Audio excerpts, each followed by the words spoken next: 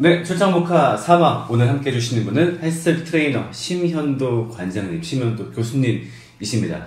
혹시 카메라 보고 간단하게 소개 인사 좀 부탁드려도 될까요? 네, 헬스토피아 관장 심현도입니다. 반갑습니다. 네, 감사합니다.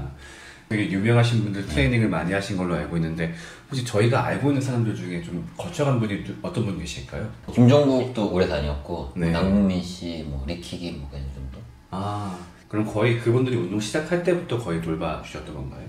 제가 돌봐줬다기보다는 헬스클럽 위치가 강남에 있었어가지고 아, 예. 연예인들이랑 많이 다닌 거지. 제가 이렇게 특별히 케어했다거나 이런 건 아니에요. 아, 근데 사실은 원래 출장 목사 취지는 비그리스도 유튜버를 만나는 거였었는데 네.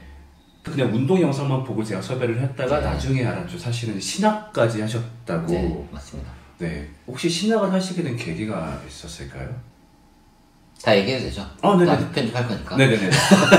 제가 이제 20대 때까지 사실 엄청 잘 살았어요. 저희 아버지가 한독시계라고, 돌핀이라고, 우리 반에 중학교 때 60명이면 50명이 차고 있던 시계를 만드신 분이에요. 근데 예전에. 돌핀은 저도 기억이 나요. 예, 그러니까 그 정도로 지금은 이렇게 나이가 젊으신 분들도 알 정도로 많이 남아있을 정도로 네. 히트를 쳤어가지고 저는 그냥 기억날 때부터 기사가 있었어요. 집에 일하는 아줌마도 있고. 그래서 부유하게 살아서 전 교수하려고 그랬거든요. 그래서 네. 집이 잘 사니까 사업할 필요가 없잖아요. 네. 근데 대학원 1학기 때 부도가 나서 그때 이제 헬스클럽을 차리고 이제 누나 동생 도와줘가지고 네. 2천만 원으로 차린 거예요. 이제 그러다 보니까 대학원도 휴학하고 이제 괴로움이 많잖아요. 근데 안 좋은 상황에서 그걸 극복할 수 있는 방법을 나름 고민할 거 아니야. 그럼 내가 박사학위를 꼭 따야 되겠다. 그리고 대학에 교수를 해야 되겠다. 사업 성공해야 되겠다. 외제차 꼭 사야 되겠다. 그리고 강남에 아파트 내가 죽어도 사야 되겠다. 이 5가지를 딱 만든 거예요. 목표를. 그래서 사실 전 절에 다녔어요. 그래서 원래는요? 네, 제가 절에 다니면서 내가 원하는 걸 이룰 수 있구나 네. 라는 믿음을 가지고 열심히 살았죠. 그래서 진짜 아침 5시에 나가서 집에 한 1시에 들어온 적이 많았어요. 강의도 많이 하게 돼서 30학점을 돌아다니면서 강의를 했어요. 헬스클럽 2개 운영하고. 그러니까 그 정도로 바쁘게 살았어요. 그 5가지를 진짜 거짓말처럼 다 이뤘어요. 애들도 너무 건강하고, 아파트도 사고, 외제차도 타고, 교수도 되고, 박사도 되고, 헬스클럽도 잘 되고. 근데 그걸 이룬 순간 죽고 싶은 생각이 딱 드는 거예요. 다 이룬 순간? 다 이룬 순간에. 목표를 다 이룬 순간. 그러니까 제가 제일 좋아하는 얘기인데 만수보살 얘기를 저는 많이 하거든요. 네. 그러니까 인간이 이것만 잡으면 될 것 같고 그럼 계속 손을 만들잖아요. 그러니까 동남아에 보면 만수보살 있죠. 그래 아파트 내가 잡으면 될 것 같아. 진짜 온 힘을 다해서 꽉 잡아. 네. 그러면 또 보이는 게 외제차 그거 잡고 네. 그거 말고 사실 아파트 살려면 여러 가지 주식 여러 가지 있을 거 아니에요. 손을 뻗다가 하나 둘 잡기 시작해서 네. 내가 낼 수 있는 손은 다 만든 거예요. 만수보살이 딱 됐는데 뭐에서 무너졌냐면 한 학생이 와가지고 교수님 저 왜 B예요? 그러는 거예요. 너는 이러이러해서 넌 A가 아니야 라고 그랬는데 걔가 계속 따지는데 그거를 감당을 못하는 나를 발견한 거예요. 아무것도 아니잖아요. 지금 같으면 그래? 너 F야. 나 강의 안 해도 되니까 너 같은 거 꺼져. 딱 이랬을 텐데 그때는 내가 대처할 수 없는 거. 어떻게 할 줄을 모르겠는 거예요. 그것 때문에 잠을 못 자. 그런 사소한 일로. 왜냐면 이미 저의 모든 역량은 그런 걸 꽉 잡고 있었기 때문에 이거를 내가 컨트롤할 수 있는 힘이 없는 거예요. 삶에 대해서 내가 더 이상 뭘 해야 될지 모르겠는 그런 순간이 와서 그러던 차에 우리 집에 청소하러 오시는 파출부 아주머니가 일을 엄청 잘하셨어요. 근데 그분이 와이프한테 교회 꼭 와달라. 새신자 초청 행사에. 그래가지고 와이프가 이분 놓치면 안 된다. 일을 하도 잘하시니까. 네, 놓치면 안 된다. 그래서 한 번이라도 가자. 그래서 딱 갔는데 저도 근데 왜냐면 인생에 괴로움도 있고 뭔가 그래도 종교에 대해서 그래도 관심이 있을 거 아니에요. 그때가 40이었는데 얼마나 궁금해요. 사실은. 가기 싫었지만 왜 싫었냐면 주변에 그동안 내 삶에 날 괴롭혔던 사람들은 다 기독교인이었어요.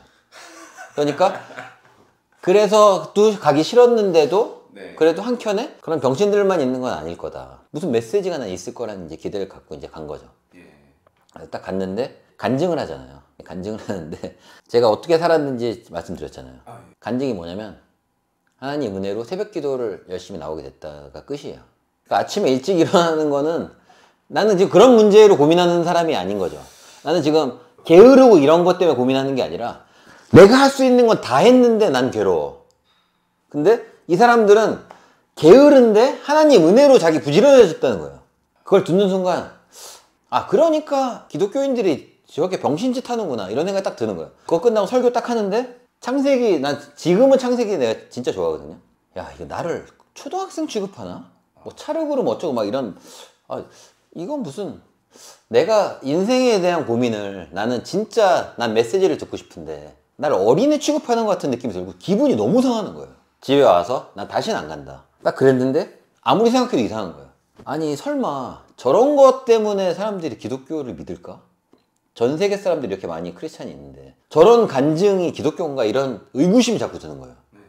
이건 아닌 것 같다. 그래서 집 주변에 설교를 찾기 시작했죠. 한 교회 설교를 딱 들었는데 뭐였냐면 어떤 청년이 찾아온 거예요. 담임 목사님한테. 왜 그랬더니 저희 교육부장님이 어제 봤는데 호프집에서 술 먹고 친구들이랑 담배 피우는 거 봤다.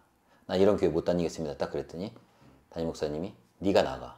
교회는 술 담배 안 하는 거 가르치는 곳이 아니야. 딱 이 메시지가 저한테 딱 왔어요.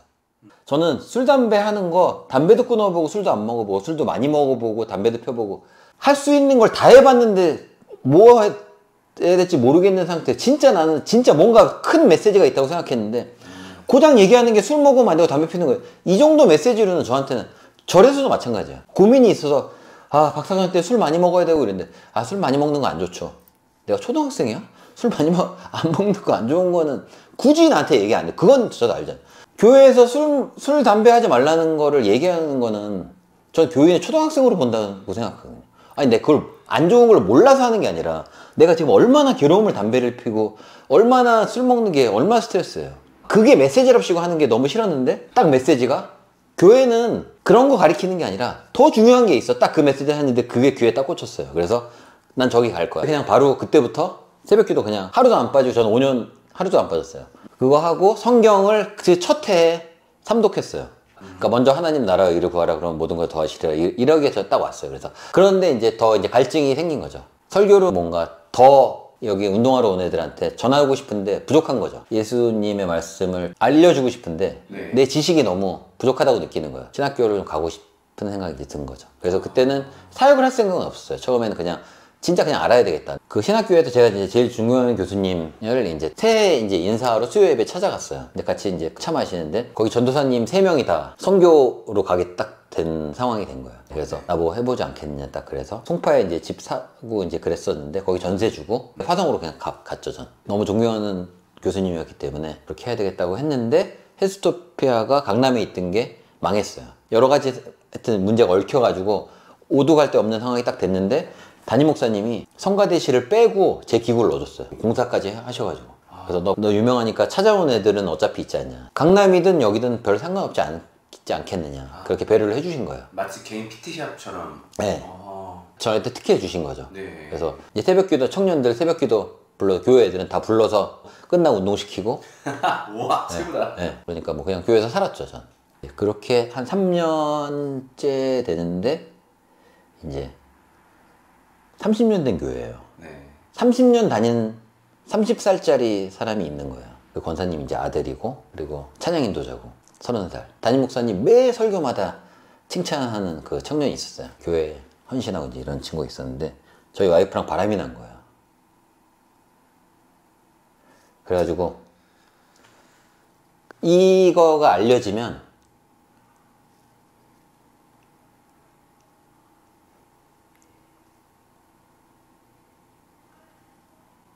그러니까 교회가 딱 무너질 수 있는 거예요. 나 때문에. 뭐 내 잘못은 아니지만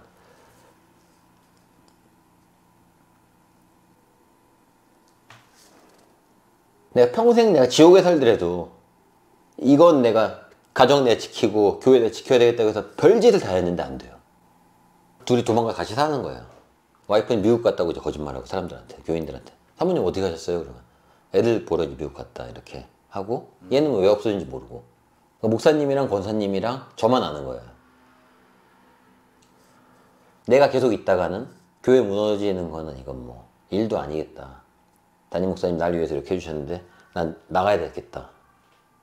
그러고 있었는데 이제 유튜브를 그때 시작한 거예요. 딱 그 직전에 시작한 거예요. 근데 유튜브가 생각보다 잘 늘더라고요. 자막도 안 넣었는데도 한 5,000명이 되더라고요. 근데 그걸 보고 어떤 기구회사에서 저한테 제안을 한 거예요. 마침 그 순간에 제안이 딱 들어왔는데 월세를 내줄 테니까 운동 공간을 만들고 지원을 매달 해주겠다. 그러면 내가 나가야 되겠다. 이런 생각을 해서 담임 목사님도 그래, 너는 교회에 있는 것보다 많이 사람들 만나고 그렇게 복음 전하기 더 그것도 의미 있을 것 같다. 교회의 형태를 갖춰야만 교회가 아니라 그냥 네가 교회니까 일터 교회라고 생각하고 해봐라. 이게 전 목회라고 생각하고 지금 하고 있는 거예요. 그래서 그냥 좀 더 자유롭고 이런 게 더 하나님이 더 필요하다고 생각했겠구나. 더 편하게 진짜 그냥 뭐 애들이랑 술 한잔 하면서 얘기도 할 수 있고, 이게 뭐 술 담배 하는 거를 막는 게 문제는 아니다. 술 담배 하고 안 하고보다 그야말로 더 중요한 문제들을 같이 얘기해 줄 수 있는 친구가 되는 게 좋겠다.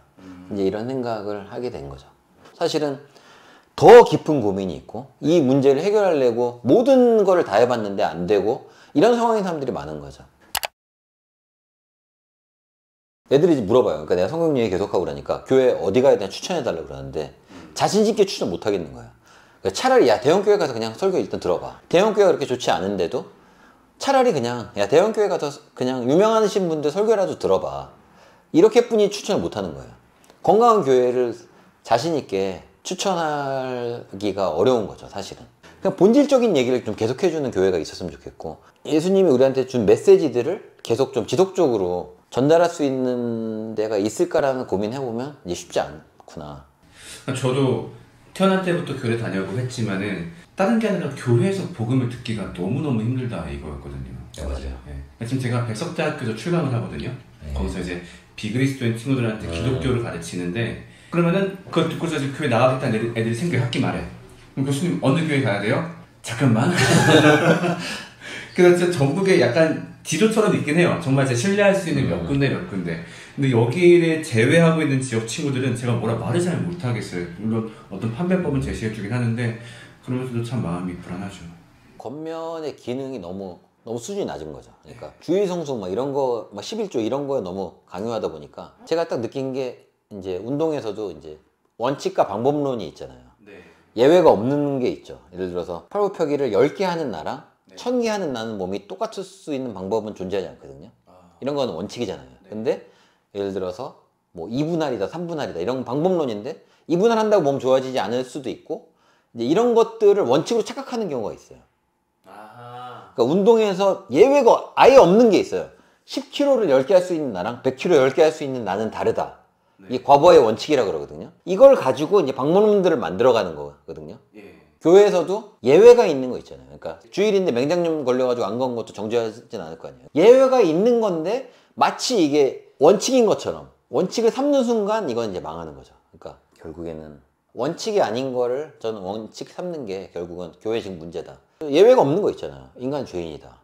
사실 그것만 계속 강조해도 모자라죠. 이럴 수도 있고 저럴 수도 있는 부분을 자꾸 강조하다 보니까 그렇게 된다는 생각이 좀 드는 거죠. 예수님의 죽음과 부활 이런 부분에서도 하나님이 우리한테 주신 큰 메시지가 있다고 생각하는데, 그런 메시지보단 그냥 자꾸 너무 그거를 믿어야 된다고만 너무 강요하는 거예요. 이게 왜 중요하고 이런 거에 대해서는 이해를 시키려고 생각 안 하고, 이건 이거에 주는 우리한테 메시지가 어떤 거라는 거를 좀 전달했으면 좋겠는데, 일단 넌 안 믿으니까 넌 아직은 기도하다 보면 이게 딱 올 때가 있어. 약간 이런 식으로 자꾸 얘기하는 거 보면 의미를 좀 더 설명하고 못 믿을 수도 있는 걸 좀 인정해주고, 믿든 안 믿든보다 더 중요한 하나님이 왜 예수님 보내셨고 그런 메시지가 있으니까 그거라도 너는 꼭 알아야 돼 이렇게 해줘야 되는데, 믿음이 부족하니까 이걸 못 믿는 거야 약간 이렇게 해버리니까 다가가기가 너무 힘든 거죠.